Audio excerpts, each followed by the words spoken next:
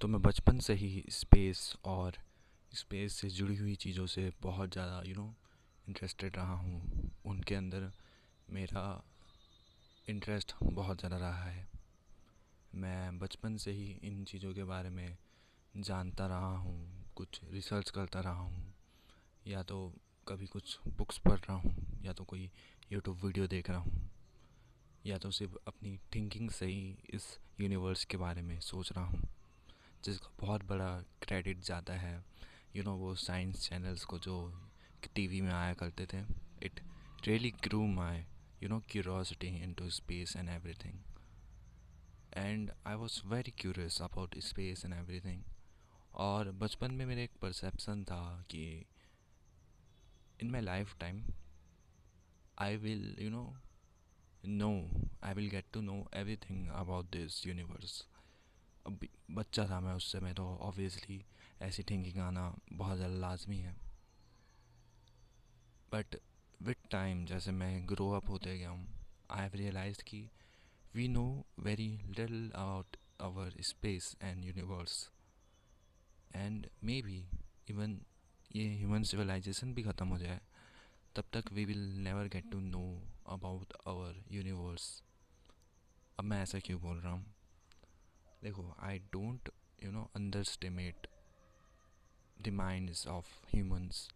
मैं अपनी कैपेबिलिटीज़ को अंडरस्टिमेट नहीं कर रहा हूँ। हम ह्यूमंस बहुत ज़्यादा ग्रो हुए हैं। हम लोग प्राइमेट्स थे, हम लोग प्राइमल एनिमल्स थे, मैमल्स थे, एंड जंगल से हम लोग यहाँ सिटीज़ वगैरह बसा चुके हैं, and there's lot we have achieved in millions of years, lakhs of years. But still I think कि we will never be able to solve or understand the universe. इसके लिए मैं तुम्हें एक एनालॉजी दूंगा जो कि मेरी पर्सनल थिंकिंग है। तो अगर तुम इससे रिलेट कर सकते हो तो फिर वेल एंड गुड। तो शुरू करते हैं।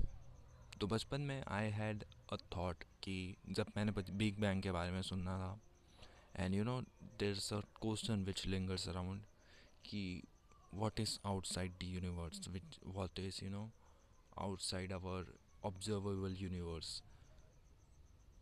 और मैं भी इसके बारे में बहुत सोचता था, एंड बहुत सारी थ्योरीज हैं कि हमारे यूनिवर्स के बाहर क्या है। मे बी अगर हम लोग किसी एक ब्लैक होल के अंदर है, अगर हर ब्लैक होल के अंदर एक यूनिवर्स है, तो फिर हमारे यूनिवर्स के बाहर भी एक यूनिवर्स होगा, और उस यूनिवर्स के बाहर भी एक यूनिवर्स होगा। And it becomes a paradox कि यूनिवर्स के बाहर यूनिवर्स, यूनिवर्स के बाहर यूनिवर्स। तो it is not going to end any time soon, कि इसका तो कोई एंड ही नहीं हो सकता, राइट? अगर यूनिवर्स के बाहर यूनिवर्स, यूनिवर्स के बाहर यूनिवर्स, ये तभी ख़त्म हो सकता है जब एक कोई ऐसा ब्लैक होल हो जो कि जिसके आसपास कोई मैटर ना हो, वो बस एक स्पेस में घूम रहा एक ब्लैक होल हो, तभी ये चीज़ एंड हो सकती है, जिसके होने के चांसेस बहुत कम है। दूसरी जो पॉसिबिलिटी है वो है मल्टीवर्स थ्योरी, कि हम लोग एक मल्टीवर्स के क्लस्टर में हैं, and it's fascinating, it can happen.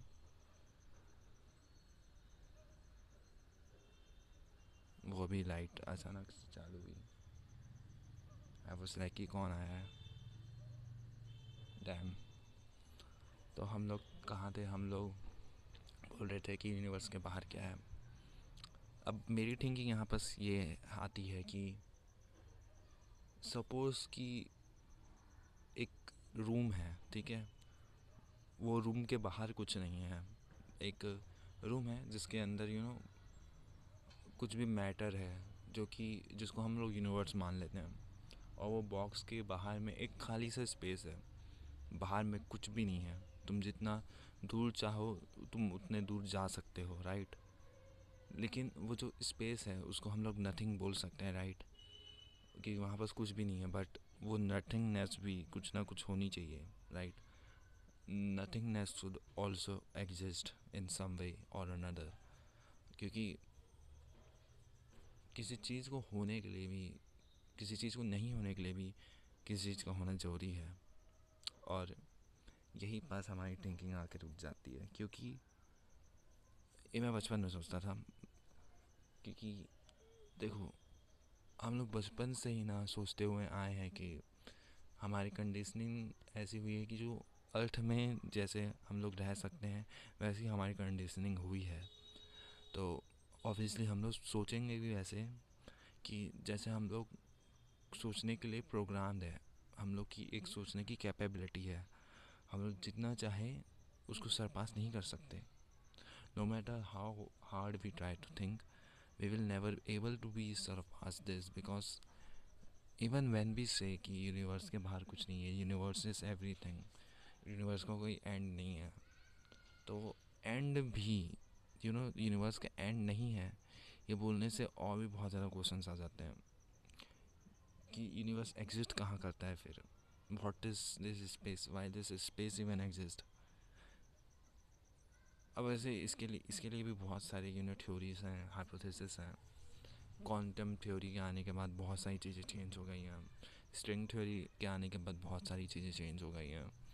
And we are going but what if this universe was is so much wide कि हम अपनी लाइफ टाइम बिता दें कि हम लोग उसके एंड तक ना पहुंच पाए।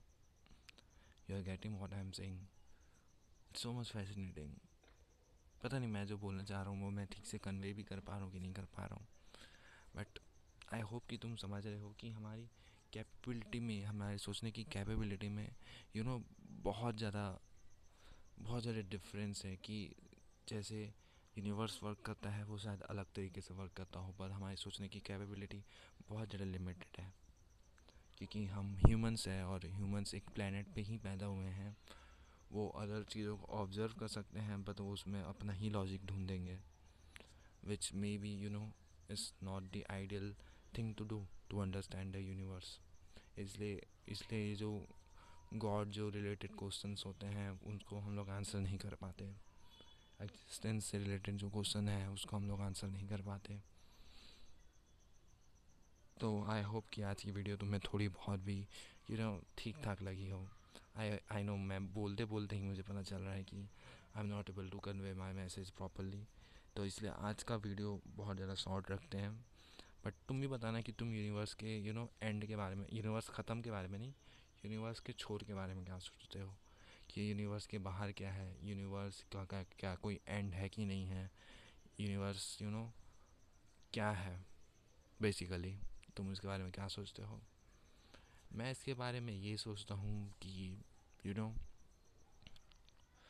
We are trying to find meaning of a thing which doesn't have a meaning. Maybe universe का कोई मीनिंग ही नहीं है और इसलिए हमें उसका मीनिंग कभी मिले भी ना। May be this is just my opinion by the way and make thinking. तो तुम लोग इसको काउंटर ज़रूर करना, कमेंट कर सकते हो तो, एंड अपने भी ओपिनियंस बताना कि तुम क्या सोचते हो इसके बारे में। And that's it for today. I will meet you in the next video, which is tomorrow. So, bye.